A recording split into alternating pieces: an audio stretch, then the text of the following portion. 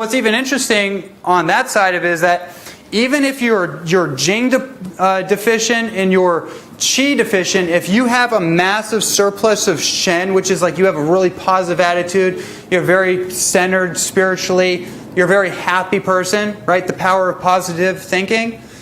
You can actually get away without a lot of those other areas. Right? And you can see that. Me and Rob were just talking about, we were talking about this whole thing. It comes up sometimes in these conversations we have with people like, well, okay, if the diet thing's so important, then how come my uncle lived to 100 smoking cigarettes, eating beans out of a can, and, the whole, his best friend's Jack Daniels and the whole deal. Right? Well, I was like, well, that is really interesting because there are some raw foodists that are on the natural hygiene trip and they die at 50 years old. What's that all about? It's called anorexia or orthorexia. Anorexia, well, yeah, both. But orthorexia, which is like the clinical term for diet obsession, that's not, no. I think we're kind of like, okay, that was like we kind of turned a fork in the road and just went too far. So we realize now it's actually both.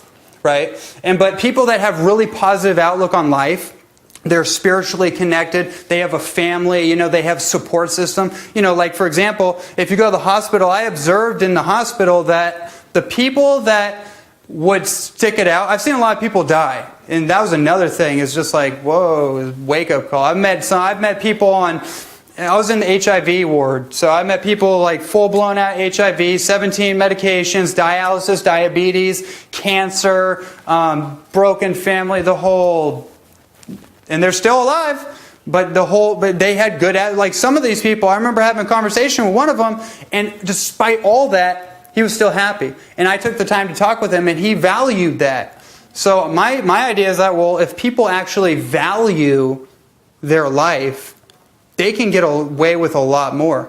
Because if you're obsessed with diet, but you don't value, because you're just like, okay, I gotta sprout everything's gotta be like this, and you start alienating everything else in life, you're gonna start to develop negative energies. And we know basically, this is not just an idea, we know scientifically, and we know that all the energies that we imprint upon ourselves play a major role, if not the biggest role, on our longevity, on our quality of life. Does that make sense? Yes.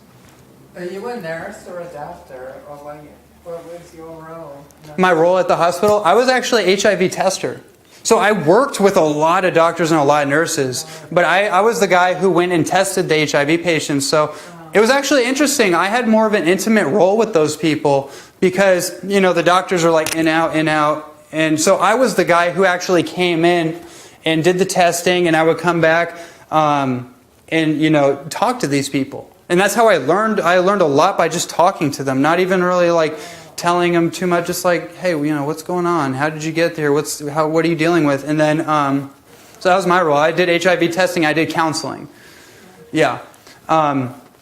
Just to round this out. So I really believe that the quality of someone's life and the way they feel about themselves, their perception on life. Like, here's the thing, I was talking to someone last night. She asked me about, well, do you believe in heaven and hell? I said, here's what I believe. Heaven and hell is right here, right now.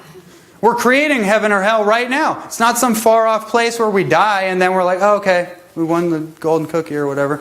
It's right here. You can create paradise or you can create destruction. And both of those things are playing out in our world, right?